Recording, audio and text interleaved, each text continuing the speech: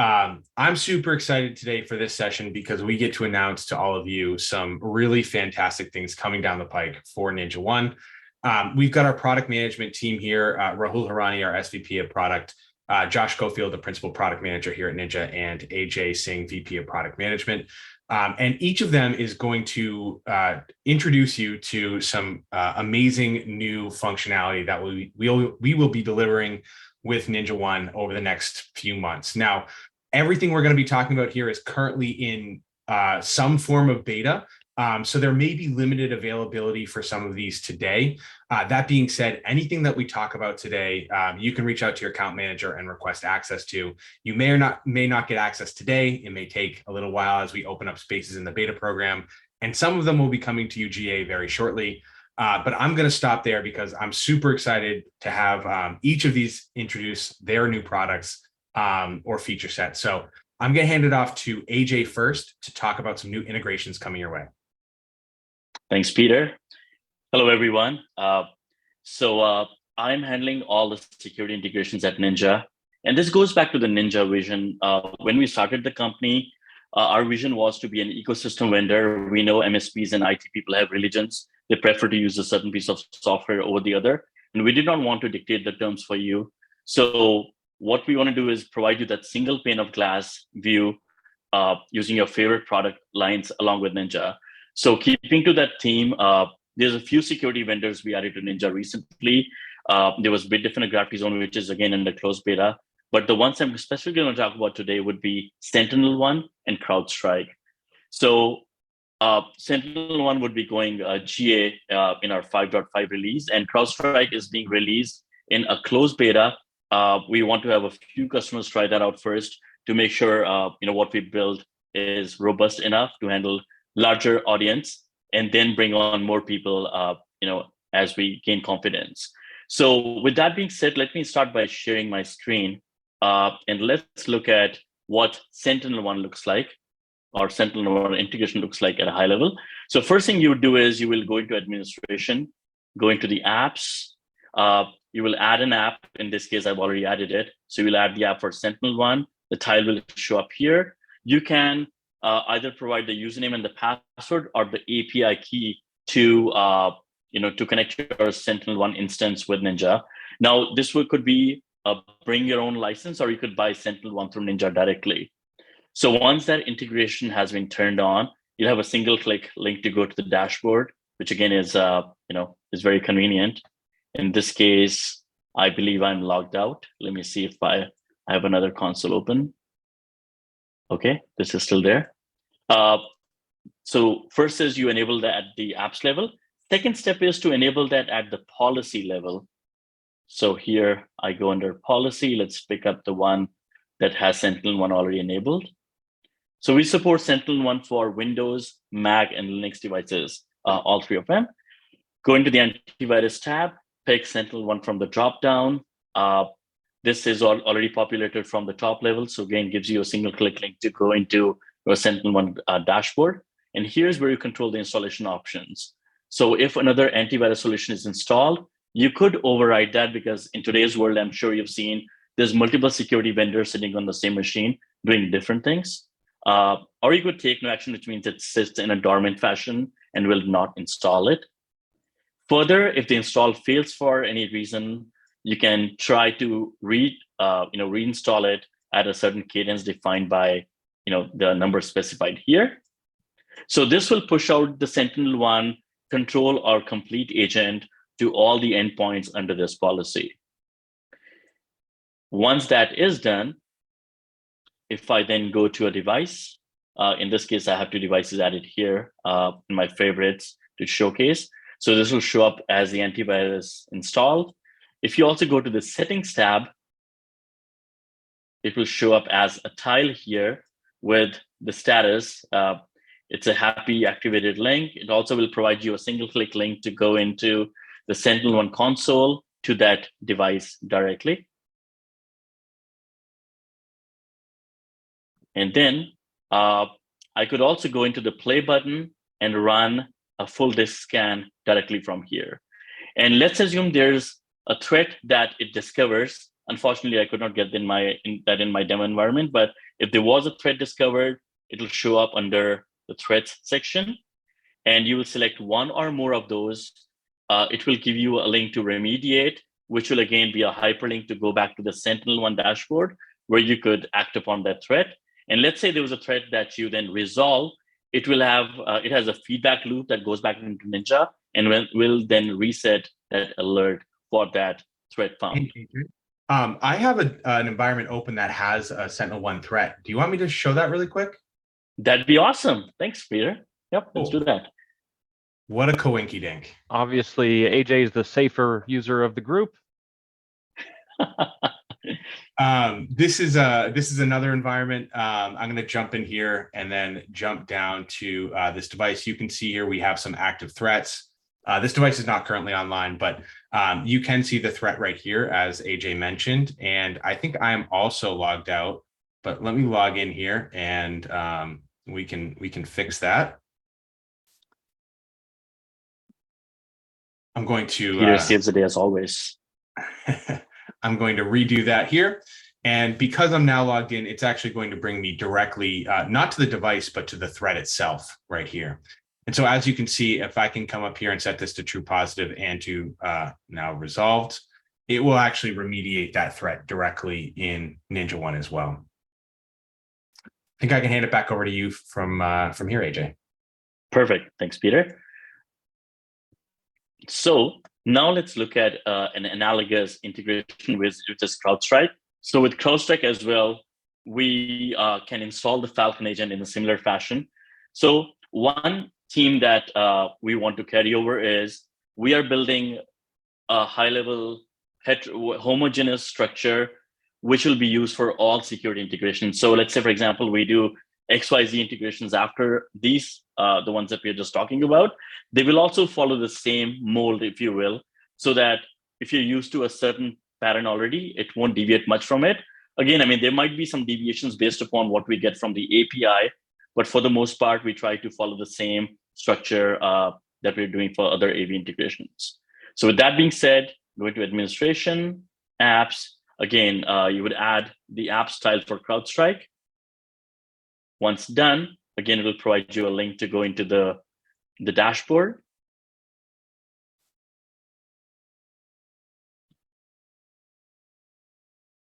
All right, there you go. Next step again is the policy. So it's very basic. Going to antivirus, you'll pick CrowdStrike. It will ask you for the email confirmation. Let me pick a device actually that has a policy that's configured. This might be a good one. There you go. So CrowdStrike dashboard link, just the way you saw for SentinelOne, similar installation options. And let's say there was a threat that was found on a device. You will go into the dashboard. Device says threats active blocked. So here you see all the devices with any threats found on those. I can then go into, well, I could just select it here and remediate the threat in CrowdStrike. Again, similar fashion to SentinelOne, it will take you directly to that threat in CrowdStrike, which again makes the customer journey so much more easier. So I can then click on this link to see the whole manifestation of that threat, what all happened. And then I could go in here, assign that to a certain user, for example, and then set it as, let's say true positive and update. This will then update Ninja side, wherein it's going to reset the alert for the threat. And again, you could go back to another device, for example. You can do the same action from here. And you could also go to the play button. This device is down, unfortunately, but let's say if there's a happy device, you can also run a scan from here. Okay, well, I guess that sums it up because I don't have any online devices in my demo environment. Awesome. Thanks, so this sums up. Yep. One thing I'd love for you to reiterate is the framework you guys are building. It sounds like there are lots of requests for ESET and Sophos and Defender. It'd be great to just talk just for a second about how the framework you're building for Ninja.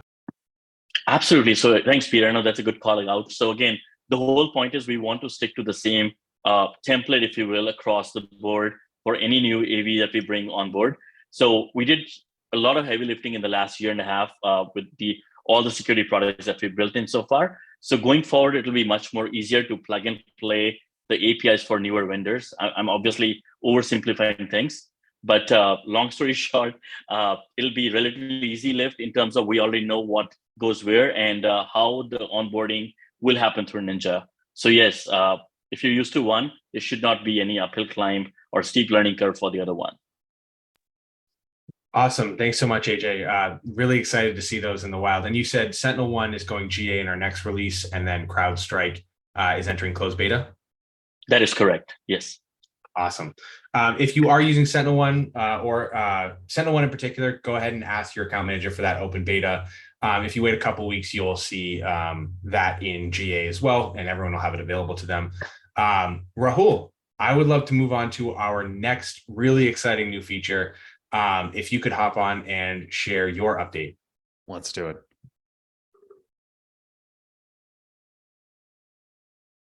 Okay. Here we go.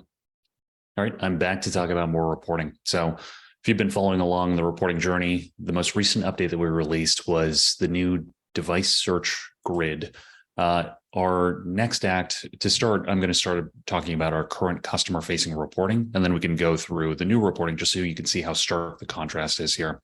So if you're familiar with our current reporting, it's pretty flat and it has been for quite some time. And from that standpoint, we've gotten a lot of constructive feedback of it just being adequate.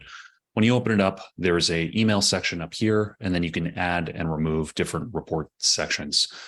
Challenges with this are numerous, as customers have been telling us for the last few years.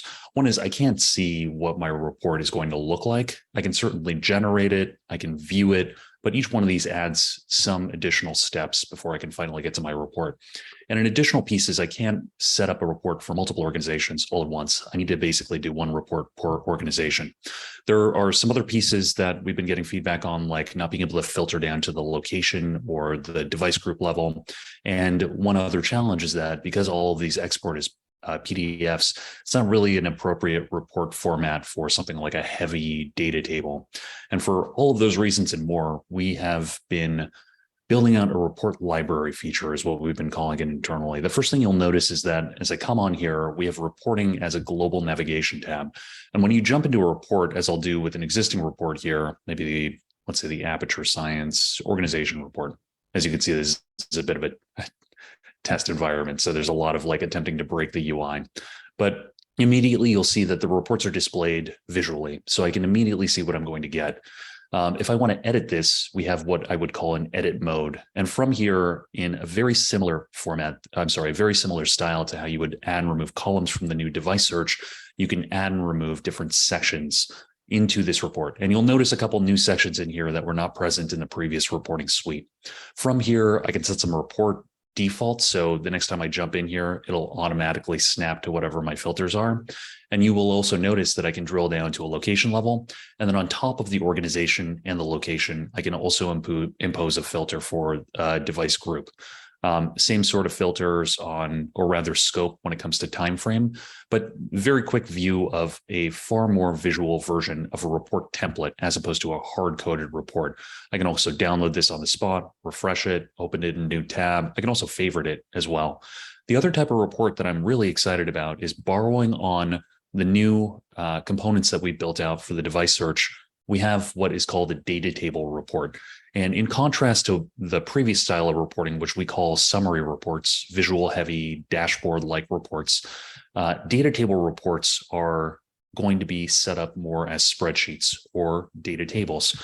And in that vein, I can add in new columns, just like we have the ability to do with the current device search.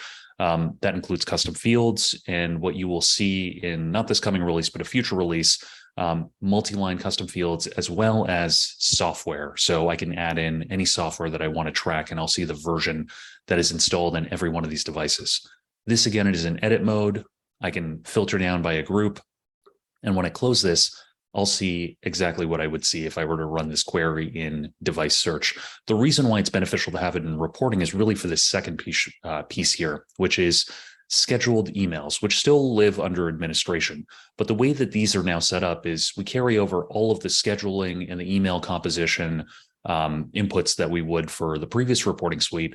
But now I can add in multiple reports to a single email by virtue of us decoupling the report from the email from the report template. And what's more is rather than having to set up one report for every single organization, I can now pick, here it is, the Aperture Science Business Report, which is this one, the organization report, the one where we tried to break the UI. And I can essentially provide a override or a filter, a targeting parameter right here at the point that I'm constructing the email. That includes all of the filters that we just talked through. So if I add in 3 summary reports and 1 data table report for which I'll pick, a device group here, this is now a single email that will contain 4 report attachments. And the most interesting part of this for me is that 3 of those attachments are summary reports and will be PDFs, but the last one is a data table. And so it will be sent over as a CSV. In the future, we also hope to introduce a branded XLS, which may come across better than just a CSV. But for now, as this feature is in beta, this is a much better way of showcasing heavy data tables than trying to slim down or reduce the font size so that it fits in a landscape PDF page. And so I just went through a lot, far more visual style of report construction, better filter parameters that you will see on a per report basis, far more streamlined workflow. And in addition to all of that, the new data table style reports, which add to the flexibility of what we're able to do with the reporting suite. The benefit for us also, and something to look forward to in the future, is that by decoupling these and setting up reports the way that they are now, we have a much more modular setup for our ability to iterate on these reports, introduce new sections, introduce new filters, introduce new capabilities on the scheduled emails than we did before when everything was kind of flat and monolithic. Awesome. Thanks so much, Rahul. Question for you is, how can people get a hold of this? Do they have to wait? Is it available today? Where are we?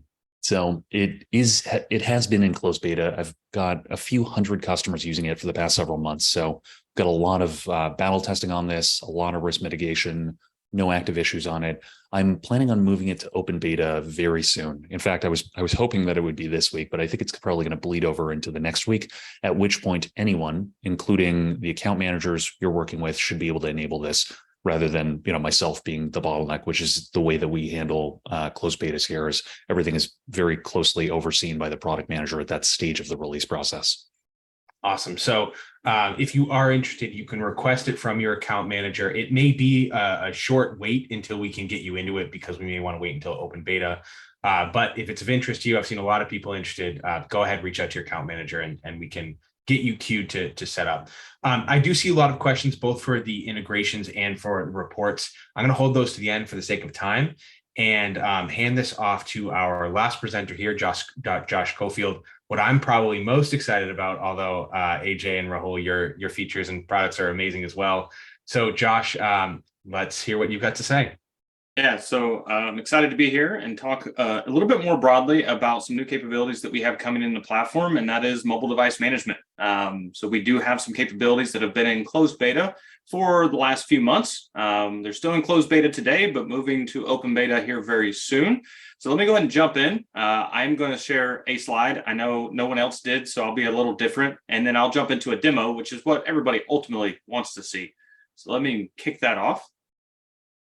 So what I wanted to quickly highlight, because this is one of the first questions that everybody asks, is what can you do? What can you do with Android? What can you do with Apple? I'm not going to go through this line by line. I'll let you all take a look at it. But ultimately today, we can support both Android and Apple devices, both company-owned and personally owned, and various enrollment models, be able to inventory them from start to finish, software configurations and other, be able to deploy software to those devices, be able to manage them with policy. More importantly, be able to manage them with a single policy instead of having pieces and parts of policies stitched together and really not have a good understanding of what's being applied. You can see it very easily, driving ease of use and simplicity in the Ninja way. And then more importantly, again, being able to manage these devices alongside every other device you already have in the NinjaOne console, which is going to drive even more ease of use for everyone here on the call. We will have the ability to wipe devices, both work data for those work enrolled devices, as well as the full device wipe in the event you have full ownership and company ownership of a device. In the future, here, what we're working on right now, we're working on geolocation capabilities that we look to have over the coming months, loss mode integrations for both Apple and Android, remote device viewing, so being able to view that remote device's screen and further assist those end users with those devices, as well as multi-app kiosk mode, driving some of those dedicated device experiences. With that, let me just jump into the console so you can see some of what this power actually brings to you. The first thing I'll highlight again is the devices show up right within the console alongside everything else. I can easily select them just as I would anything else. I can run actions on them. Again, as I mentioned before, locking them, clearing passcodes, rebooting them, or erasing them. I can also run ad hoc actions like installing software in the event of being an Apple device. I can even dig into these devices and learn more about them, see relevant actions. In the event here, you can see that I recently locked the screen, which device was it deployed to, who performed the action, was it successful or not? Again, being able to better understand the activities happening from the console to the devices. We get our general hardware information and policy and how the device is enrolled as a company device with full ownership. I can even pivot to see more details, compliance information about the policy that's been set, security information about device posture, again, providing you more context about these mobile devices so you can properly troubleshoot or ensure the security of your environment or your customer's environment. Again, tons of hardware detail, information about the networking carrier, and so on. And again, in true Ninja fashion, being able to quickly pivot to taking an action on these devices here as well. Again, all of this driving simplicity and ease of use across more platforms within the NinjaOne console. So this is the Apple device that I have in our demo environment. I can determine passcode information, battery level, other hardware specifications, recent updates that are available. Now today, we're on the Apple devices. We're not going to be able to push these updates just yet. This is something that we will be building support in for. We are highlighting in the event that 1702 just recently came out. It is available for this device. Once it is applied, this will then go away. Again, in the same fashion, I can go in and lock these down. Now, if I wanted to manage the policies here, I can go in and do that just as I would with everything else in Ninja. I can go see the policy, edit the policy, add additional configuration options to these devices, look by supervised or unsupervised, the different categories. I can even deploy apps out to these devices as well. So you can see these different apps being applied. I can search for other apps if I need to. So you can see simply and easily searching the App Store for whatever app I need to add. I can choose to install it or even block it. So again, giving you the control that you need, whether it be managing Wi-Fi networks, setting restrictions, deploying apps, whether it's a personal device or a company-owned device, bringing you all of those capabilities directly to the Ninja console alongside everything else you're already managing today. Now, again, this is in closed beta right now. It is going to be coming out of closed beta to open beta, hopefully very, very soon. So in the event that you're interested in participating in it, please join the beta. Reach out to your account team, offer that you want to be part of the beta. We will review it. And at this time, try to get in additional customers to that closed beta. So that way we can get more feedback on the capabilities we put in place and also prioritize the next set of features that we want to build. Awesome. I'll go one step further on that and for Josh and say, we're actively looking for more participants. Yes, it's in closed beta. It'll be moving to open beta soon, but we are actively looking for more participants. We'd love to have you on it. There were a bunch of questions there. One I want to highlight is that while this product is in beta, it is available to you to try at no cost, as long as you are an existing customer. So you will be able to try it today without cost while you are trying the product in beta. So just in case that's a major concern, we wanted to get that out there. So we've got a ton of questions. I'm super excited about all of these. Let's see if we can get through some of them and answer what we can. So Most of them, it looks like we're in chat. Oh, MDM and screen share. Any comments on that, Josh? So yes, as it relates to say TeamViewer or other things like Splashtop as an example, we can deploy apps down to those devices. So if that device needs an app, we can deploy it down, doesn't matter what it might be. There are capabilities that we are also looking to develop and build out to have it directly in the NinjaOne console, straight from the device page and connecting to it, just as you would with other features that we have in NinjaOne.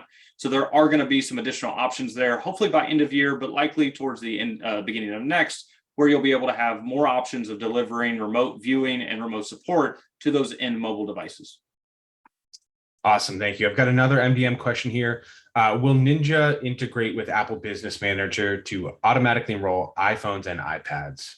Yes, so I didn't show that in the demo, just given time, but yes, today we already support Apple Business Manager automated device enrollment integrations, where you define which organization a device would enroll to based on the configuration per device, as well as being able to define what options to skip, whether the device is supervised, and so on. So you would be able to set that enrollment profile.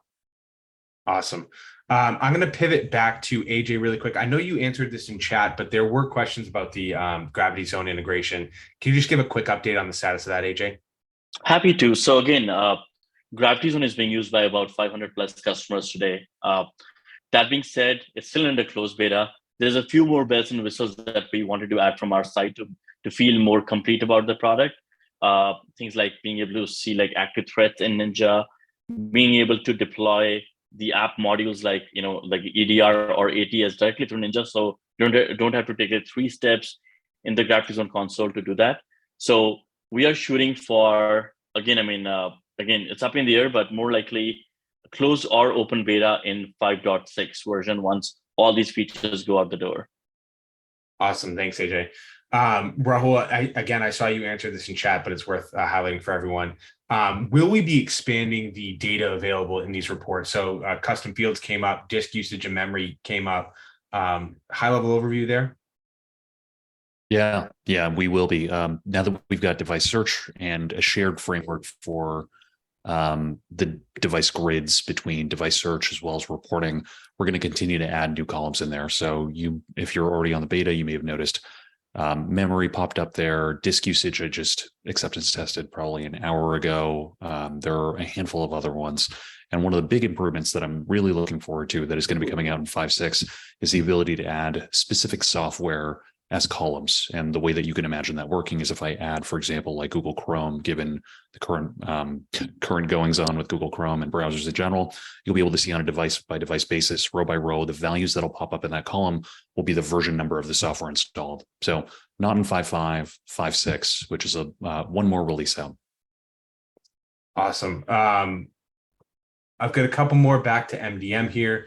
Jack, I don't know if you can elaborate here more, but will MDM work with ticketing? Any thoughts there, Josh? I'm not sure exactly what they're looking for.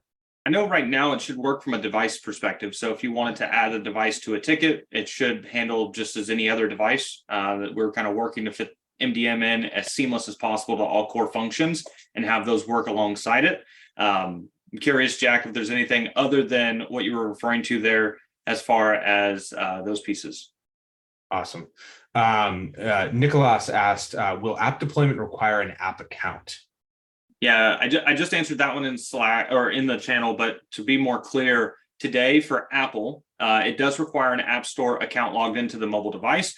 We kind of went on the side of simple technician side activities. So you saw the searching and adding to policy, very straightforward, didn't require an Apple Business Manager account, didn't require any of the workflows that go from there, but it does require the App Store have an account logged into it on the local device.